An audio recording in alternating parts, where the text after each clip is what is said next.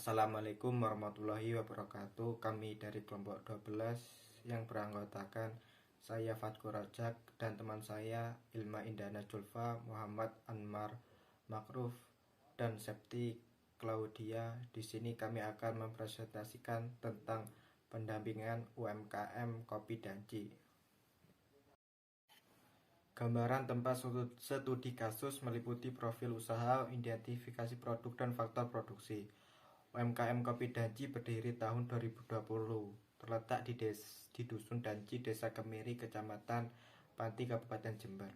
Kopi Danci merupakan usaha pengolahan biji kopi petik merah yang diproses secara natural menjadi green bean dan bubuk kopi siap saji. Dalam proses produksi, usaha ini menggunakan kopi jenis Robusta, Arabica, dan Liberica sebagai bahan baku utamanya, karena masing-masing memiliki cita rasa yang khas seperti kopi Robusta yang dikenal dengan rasa pahit dan mengeluarkan aroma nutty, yaitu cita rasa kacang. Selanjutnya kopi Arabica memiliki cita rasa lebih asam dan aromanya cenderung floral seperti wangi bunga.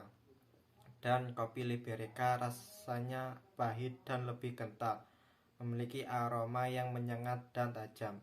Produk Kopi Danci sendiri memasarkan dua jenis kopi, yaitu kopi bubuk dan biji kopi.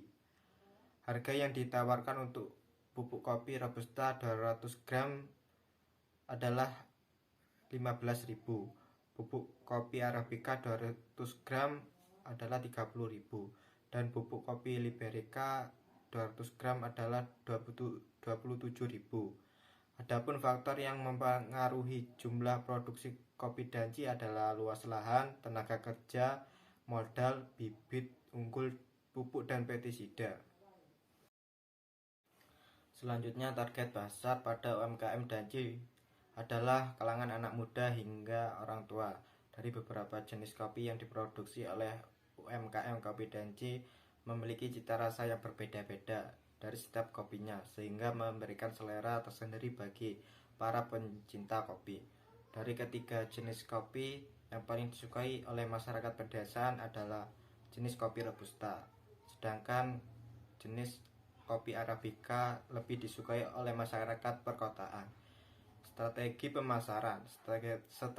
pemasaran dalam UMKM Kopi Danci masih menggunakan sistem penjualan face to face dengan sales yang secara langsung menawarkan kepada konsumen, menitipkan di beberapa toko, dan penjualan secara online melalui marketplace Shopee dengan perantara seseorang yang menjualkan. Selanjutnya akan disampaikan oleh teman saya. Selanjutnya adalah perkembangan promosi produk.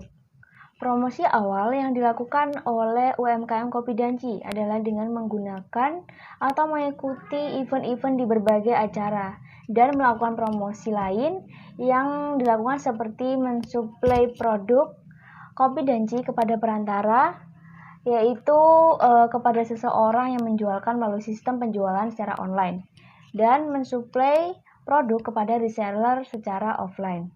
Kemudian biaya produksi yang diperoleh dari UMKM Kopi Danci ini yaitu dengan menambahkan biaya tetap dan biaya variabel diperoleh sebesar 92.295.000 dengan rincian biaya pada slide. Selanjutnya, penentuan harga produk. UMKM Kopi Danci memiliki dua jenis produk, yaitu biji kopi dan kopi bubuk.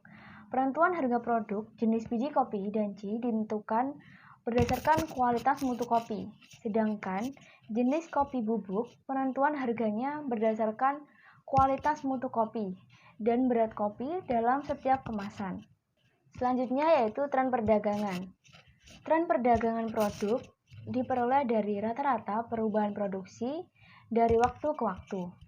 Pada UMKM Kopi Danci, perubahan produksi setiap bulan atau tahunnya tidak dilakukan pencatatan atau laporan keuangan. Hal ini terjadi karena minimnya pengetahuan dari pemilik UMKM dan tidak adanya laporan keuangan dari pemilik UMKM. Baik, selanjutnya saya akan menjelaskan tentang penentuan harga produk. UMKM Kopi Danci ini memiliki dua jenis produk, yaitu biji kopi dan kopi bubuk. Penentuan harga produk jenis biji kopi danci ditentukan berdasarkan kualitas mutu kopi, sedangkan jenis kopi bubuk penentuan harganya berdasarkan kualitas mutu kopi dan berat kopi dalam setiap kemasan. Tren perdagangan produk diperoleh dari rata-rata perubahan produksi dari waktu ke waktu.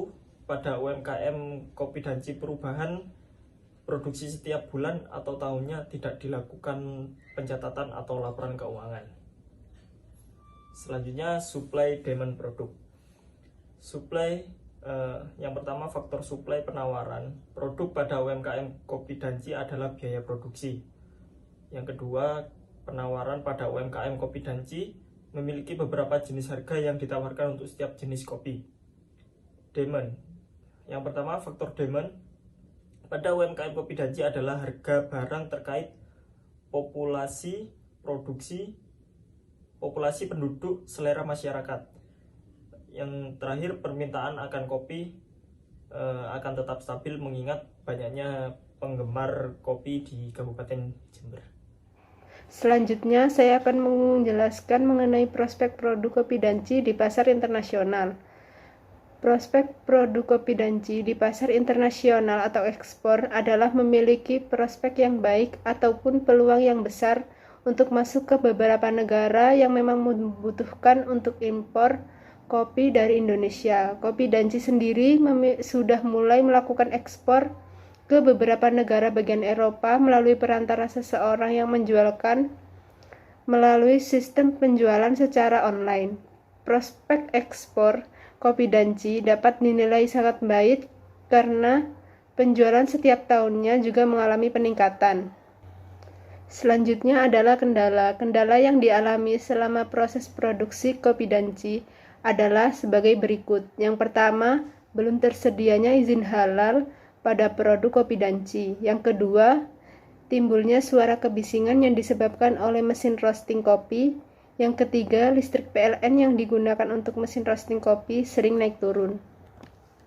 Yang berikutnya adalah beberapa dokumentasi pada saat wawancara UMKM kopi danci.